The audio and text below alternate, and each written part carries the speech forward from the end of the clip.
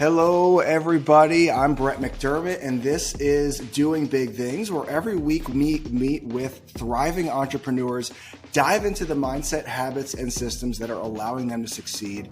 I don't want you to try and apply everything you learned today. Instead, I want you to choose one tactic that really speaks to you and put it into action today. So I'm super excited as I get to speak with a good friend of mine for many years. This guy is an NYC super agent who generates around $1 million in revenue on a yearly basis. That basically puts him in the top 1% of real estate agents nationwide. Now, I think whether you're an agent of your own or you own a completely different type of business, we're all going to learn a lot today from our guest, Mick Distasio. Thanks for being on the show, brother. Great to be here. Thanks for having me. Dude, I'm excited for this. I really am. So let's just jump right in. I got to know, did your business just kind of gradually build over time, or was there really one year in particular where you kind of took off into a new stratosphere? So I was very fortunate when I started. I joined a team, a very successful team with a great team leader, and someone who is, continues to be my mentor now. And I really, I kind of latched on. I dug my claws into him, into the team, and tried to learn as much as possible, involved in as many transactions, business dealings as possible with him. And I was with them for 5 years. Just, had a great opportunity working with a wide scope of clients, buyers, sellers, renters, and really just learning the ins and outs of the business. And then there was a transition within our company, and I kind of shifted over to do my own thing. And when that had happened, by then my referral basis was pretty strong. And I kind of broke through at that point, and I've started to kind of see that really now I'm in year 8. I've started to see the referrals really take over, which I think is, it's kind of the ideal. So to answer your question, yes, but it was to both. It was a progression, but there was a year that was a breakthrough, but I think it was a culmination, of being a part of the right teams. Cool. I think that's a great tip, right? Whether you're an agent or whether you're running some other type of business, having a great mentor in the early going, cannot be understated how important that is. And of course, the guy you're talking about is Ben Willig. He was on the show a few weeks ago. Was an incredible agent himself, is an incredible teacher, and obviously was influential in you being able to grow at the pace that you were. So I think a lot of people, they see someone like yourself, who's doing a ton of business, and they just kind of wonder, like, what's that look like on like a daily basis? So if you could just take us through quickly, what's the average day of Mick Distasio look like? Yeah, I mean, it's probably not super exciting to most, and then maybe a little bit backwards to some. But so ideally I'm getting up probably around the 6:30 time frame. And when I get up, I'm usually hydrating, relaxing a little, just waking up for 30 minutes or so. Then I switch over to coffee, and that's when I start work. So, I'm doing hour and a half, maybe 2 hours of work to kind of start the day. What I'm really doing is I'm just waiting for the gym to get less busy, because I hate going at, this in between 7 and 8. It's so packed there. So I'm waiting till like 8, in between 8 and 9, I'm going to the gym. Pretty much have it to myself, which is fantastic. Get a good workout in. And then I'm, back headed to the office around 10:30, 11, where, I would say in between that, like 10 to 2-ish time frame, that is when I'm like the most productive. Anything I need to be doing in the office in front of a computer, that's when I know I can sit down and really pump out good work. After that, really, it's funny, after I eat lunch, which is in that 2 to 3 time frame, that's when my focus on the computer stuff falls off a little bit. And that's what I try and set up. So I'm showing after that. I do better when I'm kind of in person. I don't have that energy lag. So I'm, ideally I'm showing from, 3 to 7-ish, head home around then, have dinner, and then, in bed by around 10. Nice. So there it is. Start to finish the day of a New York City mega producer. I think there's some cool stuff you said there, though. you get work done right away. I think some people, they get up and they go to the gym and they meditate and they do all these things, and it's like 10 a.m., 10:30, and they haven't done anything work-wise yet. Whereas you wake up, you hydrate, you have a coffee, and you bang out 2 hours of focused work right away, which I've heard from a lot of high producers. They feel like their morning hours are very focused. They can get a lot done while it's super quiet. And it seems like you utilize those hours pretty well. Yeah, you're not getting calls. You can kind of, I used to be a lot worse where, I would stay up later and be working. Now I really try and shut, email and everything off. I'm really, unless something is really burning that I'm working on, I'm really past 8 or 9 o'clock.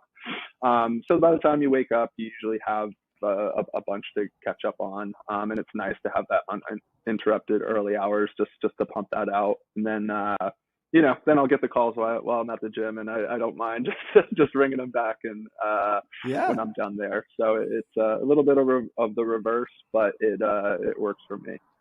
Yeah, I like that a lot. Get up, work, then, tend to your fitness, and then go back to work. And then thyself, that your best, most focused hours are going to be like that 10 to 2 time frame. And then when you're meeting with clients, it's like a different type of focus. You don't need to be like laser focused. You can just kind of lean on the energy of the situation in that case. I think it just helps break things up. Yeah, I like that a lot, as opposed to just being gym in the morning, work for 8 hours, and then, do your thing. I think, a little bit of variance there probably really helps you to stay, consistent. And consistent's really the key, right? But, 100%. You are obviously a guy who's super consistent. You get up every day and you probably stick to this routine. I'd say, more days than not. But I got to know, do you ever get up and feel a resistance to work? Like you get up and you don't want to do all the things that that you need to be doing to move the ball forward. And if you do feel this resistance, what do you say to yourself in those moments, or just how do you push through that resistance and continue to get things done? So I don't. I don't. I really don't. It's actually kind of the opposite, where if something like that is looming, I almost have like a guilt. I've come to the fact with like everything that I need to be doing or should be doing. It's almost like, brushing your teeth. And if you're not brushing your teeth, it feels weird. So, I think that, it's all life and personal life and whatnot. But in general, I don't really have, obviously there's things you don't want to deal with, tough conversations that you're dreading, walkthroughs you don't want to see people at, but it's the overall work and the urge to do it. It's always there for me. I love that. That's very cool. Now, I guess let's talk about some of those tough conversations, right? Like, when you're talking about $1 million, $5 million, $10 million properties, you're talking about really successful, powerful people, so you have to have some tough conversations with those people sometimes. Maybe it's a price reduction to a seller, for instance. What's your strategy and your mindset to delivering those conversations in the most effective way? So everything my personality type is twofold really in relation to this. So I'm a people pleaser. Like I really genuinely like to make people happy. I like everyone I'm working with, my friends, family, everyone I'm around. I like to be happy. I realize that's impossible, but that's what I'm striving to do. With that, I'm also a big planner. So planning, preparation. Obviously, again, we do a lot of improv in the real estate business, but I'm doing everything I can to prepare clients, manage expectations, trying to get ahead of anything I can. I think, you were asking specifically on the seller part. That's managing sellers' expectations is much harder than buyers. I just feel like you can control the narrative a bit more and get ahead of certain scenarios. You just really don't know on the sell side where things will go. You can put together all of the market data, comps, analysis, and it could go completely other way than what you predict. Absolutely. Which is never fun. So what I'm doing on the sell side, what I'm telling sellers going into it is that, like, if I'm looking at the pricing or looking at the market, is I'm telling them it's strictly data analysis, market comps. Like I'm looking at this like a bank appraiser would. Sure. And I think that kind of disarms them, rather than me going to say, we need to drop price, like it's a personal attack on their apartment.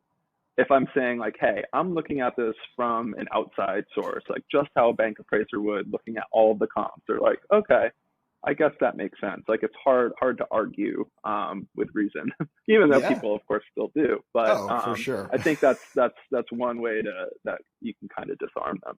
Yeah, I think that's the key, right? I mean, they just want to know that you've done your due diligence, you're a market expert, you're preparing, for these conversations. And if you've got the data to back it up, how can they really argue with it? So I think that is the key, right? To having any high importance conversation, come in prepared, know your facts, know the markets.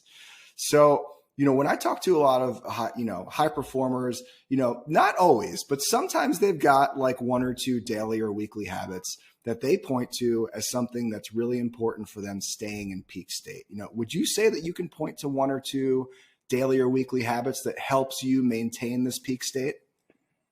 I think it's like kind of that the three items of just exercise, eating clean, and sleep. If I'm doing all three of those things, then I'm firing on all cylinders. I'm a big walker too. So ideally on top of my workout, I'm also getting, minimum 15,000 steps a day. I actually will kind of look at my call schedule and, rather than just go sit at the desk and take them for a couple hours, I'll walk around the city while I'm taking these calls. Obviously, sometimes you need to be in front of a computer, but in most cases you don't. So I'm taking all my calls while I'm walking. And I think just being in the sunlight, getting that extra exercise, it all fuels the fire. Nice. Just keep it simple, right? Vitamin D, good sleep, exercise, eat well. You don't have to reinvent the wheel. I like that tip though. Take your calls, out for a walk. It's a good way to involve some exercise while you're getting stuff done. Absolutely. Very cool, man. Very cool. And I think that's good to hear for people because, everyone's hearing about like, you got to take this new supplement or you've got to buy this new fitness tracker when really, if you just devote yourself to the basics, that's going to really push the needle farther than anything else as far as staying in peak state 100% and feeling good. So, a big part of being a good agent or really, being a good salesperson in any business is being good on the phone. And I know this is an area that you thrive. I've seen you take phone calls in the office. I mean, you are a maestro behind that thing. So I got to know though, for someone who's, about as good as anyone I've ever met at converting the first phone call to an appointment to an eventual deal, what is your mindset and strategy that you take into an initial phone call with a prospective client? So, and this is like really the same thing with even a listing appointment. It's, I look at it as a big fortune to get a new client on the phone. So what I'm going in, rather than spouting all of that I can provide and do and company and statistics and whatnot, and I have all of that ready if need be, but every agent's doing that.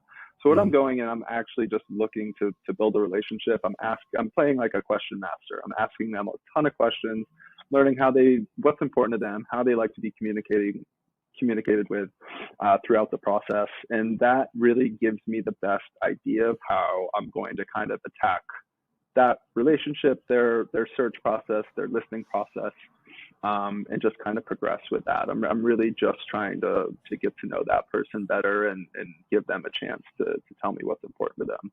Sure. And that's going to help you help them the most in the long run. One thing you said there I want to drill down on a little bit more is finding out what type of communication style they prefer. Is that something you'll ask them on the call? Like, do you prefer text, email, or phone calls? Or is it just something that you kind of get a feel for? Yeah. I mean, sometimes I will deliberately ask. I'm just very responsive, so I kind of let them know, like, hey, I can be giving you updates multiple times a day, every 3 days, once a week. So it just really depends, and every seller buyer is different with how they like that handled. So yeah, I am deliberately asking, and I think that's that goes a long way, because you just don't know. Everyone's different with how they like to be communicated with. Sure. Some people like daily check-ins. Some are like, just give me the summary once a week. I'm a busy guy, but I would guess that is something most agents don't ask. I would assume that. And I think it's probably a pretty important question that most people can interject into their business. So listen, you're doing a ton of business. I know personally that you're a competitive guy. I've seen the smoke come out of your ears when you three putt a green out there in Staten Island when we play together. But, I got to know, does being the number one guy in an office, does being the number one guy in a market, is this something that internally motivates you to take the massive action that you do? So yes, I think that it's a little bit twofold there. In general, I'm just never really satisfied with mediocrity. So I think it's just wanting to be at or get to a level that is, excel. With that being said, we're also in a New York City market where there's 40,000 agents, and realize it to get to that top is quite a feat. So you try and keep in reason, because you can drive yourself crazy if you're always comparing yourself to everyone else, especially in real estate, where someone's doing a ton of deals and you feel that you're lacking a bit. You can get a little disappointed, but I try not to have jealousy of what anyone else is doing. I really just helps motivate me to be doing more. And I think if you spin it like that, it really helps. Everyone I'm working with, I wish everyone doing great business and closing a bunch of deals. I just hope I'm doing more. just one more, right? It's like it's like when we play golf. I'm sure that you're rooting for me to shoot 80, so long as you shoot 79. Exactly. That is exactly the mentality. And, listen, and again, I'm not upset. I'm not upset from there, but I'm going to work to get, to that point. And that kind of goes back to, not having that issue of feeling motivated. There's always that there. Because there's always someone you can chase. In this city, that is absolutely true. And I know there's 40,000 agents in the city, and if you compare yourself to everyone, you're going to go nuts. But truth be told, Mick, you're on a trajectory right now that if you wanted to be one of the top few agents in the city, you're on a trajectory where it's possible. But I think that's really valuable, is that it can be helpful to, kind of weigh yourself against your competitors and maybe people in your office and try and be the top dog. And I think that's a commonality between a lot of top producers, is they are competitive, maybe not even so much externally. They're happy for everyone else's successes, but internally, sure, they've got a competitive, fire lit inside of them, and they want to be the best. And I don't think there's anything wrong with that. I think that's a very healthy quality. For someone who's doing your business, doing $1 million GCI on a yearly basis, you're a guy who gets things done. So just curious, how do you organize your daily and your weekly tasks? So I came up with this probably 2 years ago, when I kind of veered off on my own. And it's a little strange, but because I have pretty much a running Google Doc list that I use for my team. Okay. It has all of my active clients' names, address names that I'm working on, and it has the updates below. It's just bullet points. It has the updates on what's going on, what needs to be done. I just call it my to-do list, and It's a great way. If my people on my team have things going on where they handled a few showings while I'm away, they can just go in, type under that client's name, hey, this is what happened on the showings. We saw 5 apartments. They like this, they like that. So what it does actually is it eliminates a lot of need for meetings and unnecessary calls. Like, I don't have to, call this person to catch up and then set aside an hour or two for a meeting. Like, I can just refer to the sheet. So this is a sheet that I'm trying to get to, every day. Realistically, I'm running through it, 1, 2, maybe 3 times a week. And then for anything burning, any task that there's a pressing, I know I need to get done by a certain day, that goes in the calendar and time specifically gets blocked off. But I'm trying to update that sheet, having my assistant update that sheet as time goes through. I like that. So one running Google sheet that you and your team all have access to cuts down on the need for, daily meetings, which I'm sure everyone would like to do. I think almost everyone that runs a business or a team would prefer less meetings as opposed to more. And then if you actually have something that needs to get done tomorrow, it just goes on the calendar. You block off the amount of time that you anticipate it is going to take. And that is just like a super simple system, but its simplicity is why it's so effective. Absolutely. So, and just, to kind of zoom out a little bit on the weekly and daily tasks, what about quarterly and yearly goals? Do you put a lot of thought into what you want to get done this year and this quarter, or do you try and keep your sites kind of more micro, more on a weekly basis?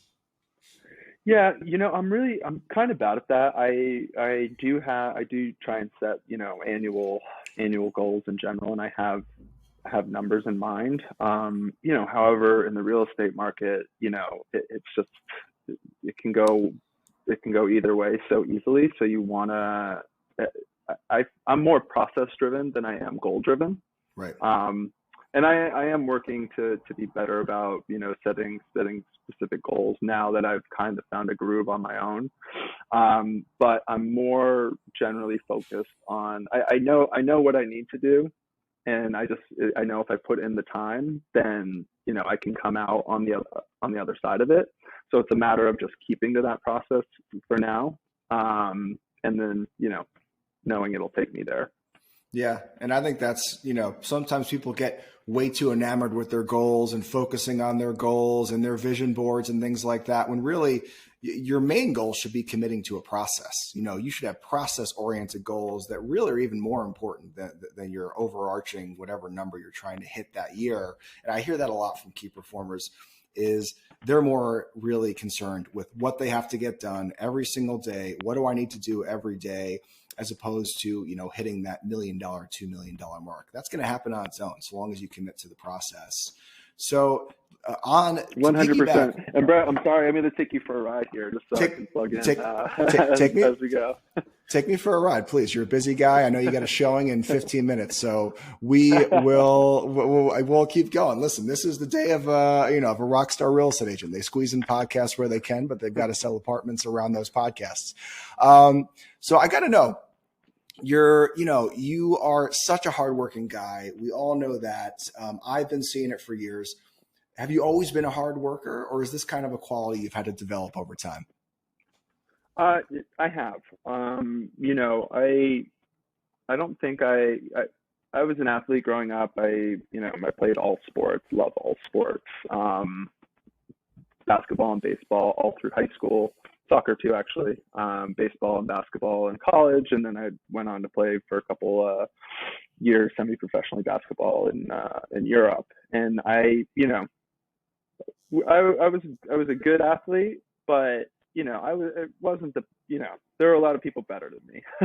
Sure. So, but I knew that I could outwork them and put that time in. And I think same thing academically. And I've just really applied that to everything I do, just knowing that, I'm not a 1 foot in type of person. If I'm in something, I'm 2 feet in, full throttle. There's really no in between for me. And I think having that gives a slight edge for people that might have, a certain skill set or talent, but might not be willing to always be putting in that work. So the answer to your question is yes. I think it goes back a lot to, my post or my athletic career. But I think it's translated very well to my professional career. I love that. All in the Mick Distasio story. So we spoke about your referrals a little bit earlier. I know it makes up a big part of your business. I know I've asked you where various clients come from, and a lot of the times you're like, well, it's a repeat customer or it's a referral from a past client. What do you do to actively keep in touch with your database and generate as many referrals as you do? This is another thing that I'm working on getting better at. I think it's something I could definitely improve upon, just, whether it's taking past clients to sporting events or catching up for a drink. What I do pretty well is, obviously we're running around the city showing in buildings and neighborhoods all over. So what I do is if I'm going to show at a building where I've rented, you know, to a client there, even in the area, I'll try and drop something off. It gives me a reason to just check in and say, hey, you know, I was showing your building, was thinking about you, you know, hope all is well. Even it actually sometimes, even when business is a little bit slow, and even if I'm not showing in the buildings, I say I am, just to say, you know, hey, just to give a reason to start chatting, and you know, usually something comes up of it. So I don't have like a specific system or methods. You know, I'm generally sending, you know, closing gifts and whatnot. You know, mailers out, newsletters and whatnot. But it's overall, I think. It's on the list of things to improve upon, and you know, hopefully take my business to the next level. Yeah, well, I mean, even just that one gift drop off a year is such a personal touch point that it's going to be much more powerful than a newsletter or a mailer. So I think even just doing that probably, you know, is having a big impact on the amount of referrals that you're able to generate. Absolutely. And even like in the holidays, I usually have a holiday card that I send out to all of my clients. And I handwrite, you know, a couple hundred cards. So I think, you know, that touch is meaningful as well. Yeah, I like it. Stick to the basics, right? Handwritten notes, you know, thoughtful gifts around the holidays. Maybe you pop by and get face to face with them once a year. That's enough. Paired with great service, people are going to keep you in mind, and they're going to refer you to their friends. So last question, but before we wrap up, you know, one thing I've always envied about you, you know, and I think it's one of your superpowers, is your ridiculous focus. I mean, you are a really focused guy when you're in the office. Like you said, 10 to 2, you're getting stuff done. You know, I've always, you know, seen you at your desk looking at your computer screen, and I'm almost scared to put my hand in between your face and the computer screen because I feel like it's going to get burned or singed by laser beams. I mean, you're locked in, man. So, but I got to know, you know, you're a really focused individual, but is there anything that distracts you from work on a regular basis? And if so, you know, what do you do to combat that distraction and stay focused on the task at hand? You know, I'm pretty self-aware, and I know myself and how I operate. And one thing, I cannot multitask. You know, I almost make the joke every time I'm meeting clients, because you know, sometimes we have to be on our phone, you know, scheduling the next thing or making sure we're on time or whatever. And I just say, I'm sorry, like I can't talk while I'm trying to look this up. I'm a man, I can't multitask. That's true. But so you know, having that awareness and knowing that, I'm kind of just giving, when I have to do those things where I need that focus, I'm really just locked in. There's no other way it can be. If I'm not, it won't get done. It won't get done properly.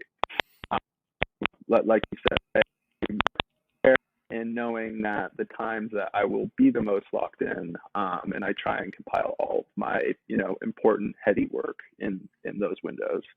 Love that. So know when your most productive hours are, and then really focus during those hours, right? You're not at the office to chat around the water cooler. Like, you're there to get stuff done.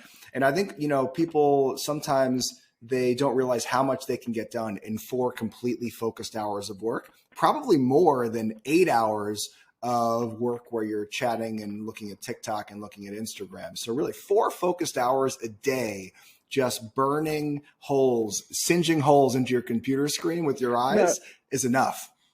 And that's why I think like my schedule, where it works for me, because,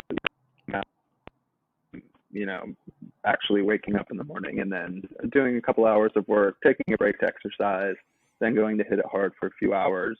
Then I'm heading back out, whether I'm walking on calls or showing appointments. It's, you know, going back and forth. So I'm taking breaks within, you know, a schedule that enhances everything I'm doing. Very cool, man. You know, Mick, thanks for being with us. You've got a showing in 9 minutes. I appreciate you squeezing us in. You know, I know the audience is going to get a lot out of today's conversation. You know, where can anyone listening, you know, follow you or keep up with all you're doing online? I'm on Instagram. I'll let you share the handle there. Sounds good. I'll put it in the notes. Not doing too much otherwise, but yeah, following my my company homepage, generally updating listings, new happenings there. But yeah, nothing out of the ordinary. Great stuff, man. Great stuff. Keep it simple. I love it. I mean, that really is just super effective advice. Thanks for being with us today, guys. Make sure to put one of these tips that you heard into action today. I would, of course, greatly appreciate it if you could rate or review the podcast so more people can learn of and join the DBT movement. Until next time, get out there and do big things.